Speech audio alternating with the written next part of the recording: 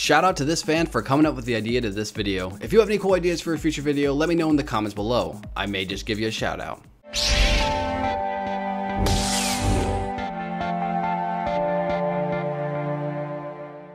What's up, Menace soldiers? I'm the Alliance, and today I will be listing my top 10 most controversial moments from the Star Wars movies. Controversial is a term used to describe a thing or an idea that isn't agreed upon by everyone.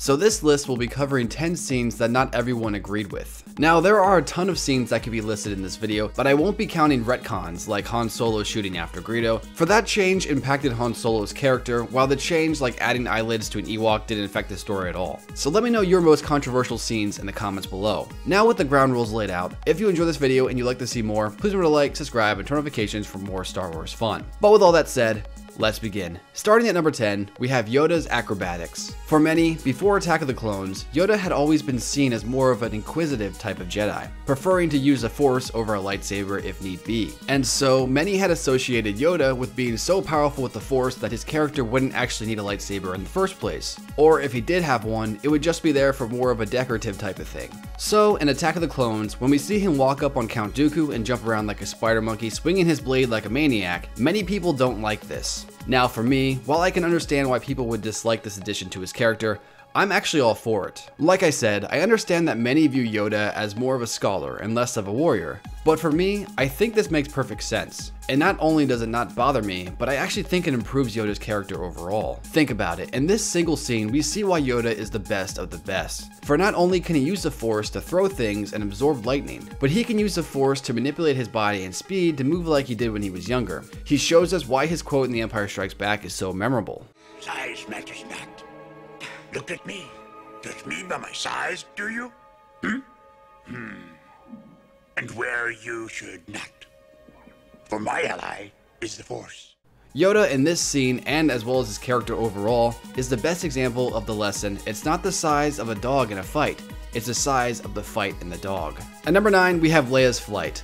For many Star Wars fans, this entire list could probably be Last Jedi moments, honestly, for it was itself a very controversial film. But for the sake of fairness, I only decided to include a few scenes from The Last Jedi, and so this is the first Last Jedi scene on this list. Now this scene has been described to me as odd, stupid, and completely pointless. People have told me they don't understand how she survived in space, and that she should have been dead. And while I'll admit, this scene does seem a little off, I personally don't mind it very much. It's been 30 years since Return of the Jedi, and we know Leia is Luke's sister and daughter to Anakin Skywalker. So we know she is quite strong in the Force, so I think it's quite possible that Luke taught her a thing or two about using the Force. And for how she managed to survive in space, maybe she held her breath? I mean, space in Star Wars is different from our space, technically speaking, for there is no sound in our space, but there is in Star Wars. Also, ships have to arc their missiles in Star Wars space, while in our space, if you shoot a missile, it'll just keep going in the direction you fired it. So with that said, I believe it's entirely possible that she would survive. But if you would like more on this topic specifically,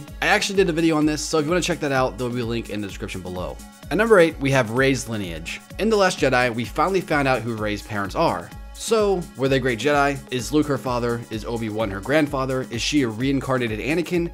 Where is she from that she has all this power? Well, The Last Jedi answered this, for Rey is told by Kylo that her parents were drunks who sold her for drinking money. This moment really didn't sit well for many fans, for many were hoping for a massive reveal since it was a big part of Rey's story in The Force Awakens, but instead this massive plot point just kind of seemed to go nowhere. Now, what's my opinion on this scene? I'm kinda in the middle. While I do believe in the whole, Rey could come from nothing and make something great out of herself, I'm not completely sold on Kylo's explanation. It almost seems like he's either lying to her, or, even better, he's telling his truth. Now, what do I mean by his truth? Well, perhaps Kylo has been told some false information about Rey and now views it as the truth. And we've all done something like this at some point. Let me use an example. So in school, a friend you trust comes up to you and tells you that another kid in your class steals lunch money.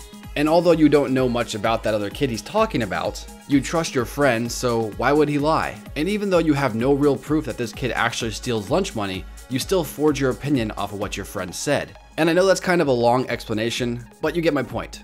So I actually think episode 9 will reveal the full truth of Rey's lineage. And I'm still under the impression that she is a reincarnated Anakin. And I'm probably wrong, but hey, a man can dream, can't he? A man can dream.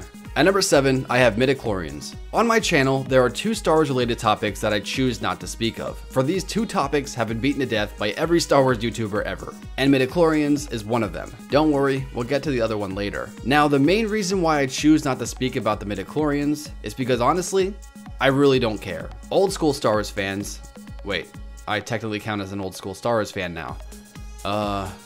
Ancient school Star Wars fans treat midi-chlorians as if they're cancer. And while I understand that the Force used to be perceived as something more like space magic, I don't really see a problem with there being a scientific explanation to how someone perceives the Force. For many, this was the Star Wars scene that made the Star Wars prequels more into a science fiction universe compared to a space fantasy like the originals are perceived as. And people like what they like, so if you mess with their formula, like over-sciencing the Force, people tend to get mad. So a good fix for this is that midi-chlorians are how the Jedi perceive the Force in a sense. But the Force itself, I feel, is up to interpretation like many things in life. If you prefer to see the Force as microscopic organisms, that's fine.